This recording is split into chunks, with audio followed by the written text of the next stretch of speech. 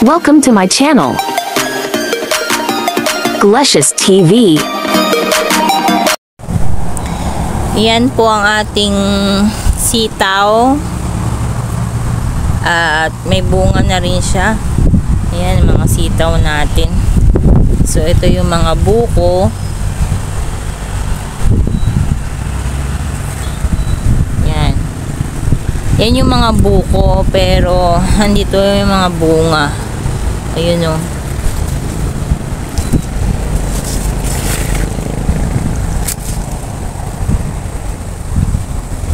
Yan. Tapos, ito pa. Ayan. Yan. So, marami na rin po siyang, nag-start na siyang mamunga. Ayan o, yung mga bulaklak. Tapos, ito po ang ating citronella. Malago na ang ating citronella. Konting ornaments. Ito nga po pala ang aking composting area. Gumawa po ako ng composting area dito sa my garden. So, dito ko po nilalagay yung mga banana peels. Yan. So, nilagyan ko siya ng hukay. Tapos, yan. Nag-ano siya.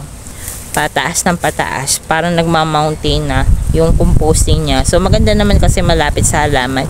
So, para makaakit din ng mga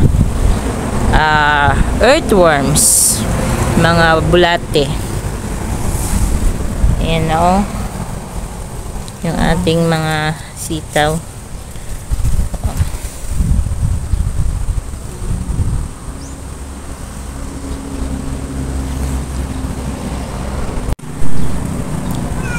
So, pasyal din tayo sa Paparoon kasi papakita ko sa inyo yung kalamyas. Bumubunga na rin po. So, wait lang. So, ito isa rin sa composting area. Ayan.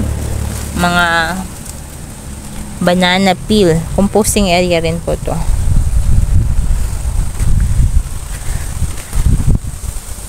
Ayan ang ating kalamyas. After pruning, ayan, kaya siya medyo kalbo kasi prinun ko po siya. Tapos tumubo uli yung mga bagong, ayan, yung mga bagong branch. Kaya mura pa yan kasi mga bago. And after pruning, di ba, yan, kaya medyo kalbo pa. Biglang lumabas naman ang ating mga bulaklak at saka fruits.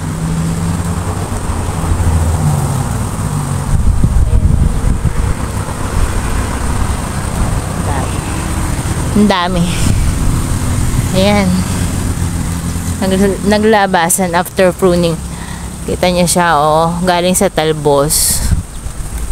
Ayan. Talbos yan. Lumalabas ang ating mga fruits sa talbos. Ayan, oh.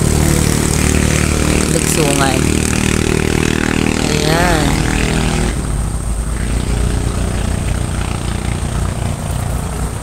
Ay, ang dami na ulit kalamyas. Ayan o.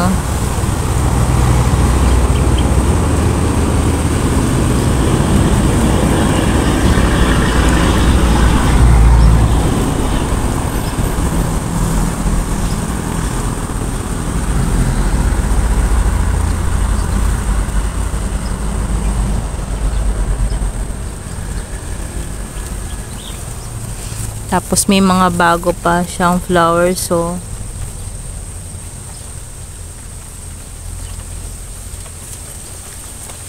yan, naglalabasan. Ang dami. Ang maganda kasi pang nagpo-pruning, parang nasisinaga ng araw yung mga parts eh. Nag-e-enter sa halaman at pag nag-enter po yung ating sunlight, yan, naglalabasan ng mga bulaklak, mga bunga. Ayun o.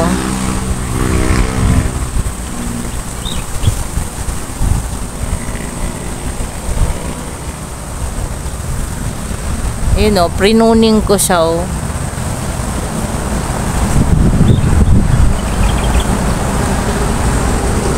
Pruning po yan. Tapos ito, na-prune ko din na rin. Pruning ko din. Di lumalabas yung mga bunga. Mga bulaklak. Diyan sa mga pinagpruningan ko.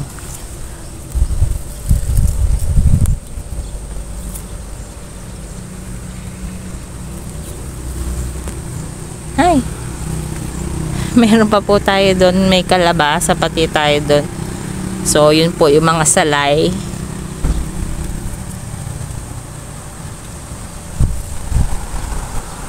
Ang galing.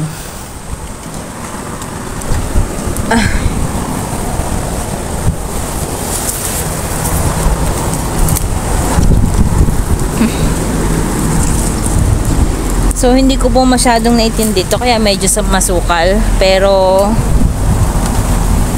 ito nga po pala ay bago kong tanim na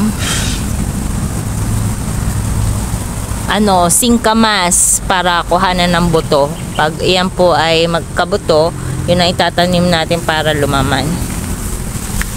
Yan ang ating salay. Talong.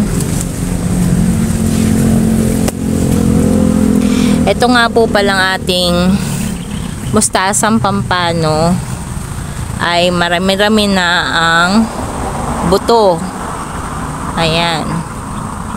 Marami na po ang seeds ng ating mustasang pampano at makakapagparami ulit tayo ng mustasang pampano na plants na free seeds kasi tayo na po ang nagbinhi. Ayan, mustasang pampano po yan na buto, pero hindi pa siya pwedeng i-harvest yung buto kasi kulay green pa. Pag naging brown na po siya, kukuhanin na po natin yung mga buto. So ang buto po niyan ay nandito sa loob. Yan. Yan o, ang taas.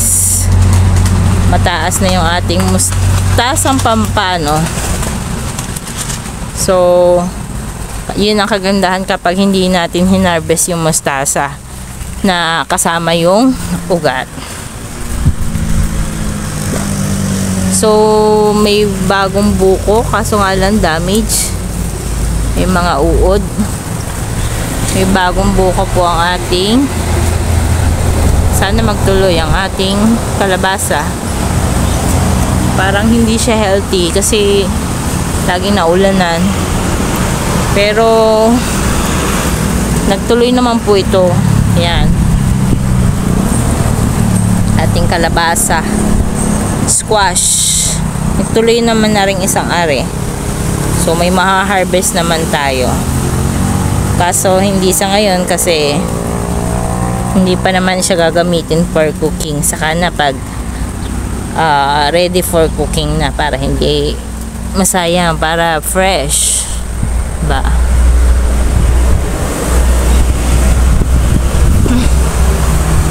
Ayan po. Thank you guys for watching.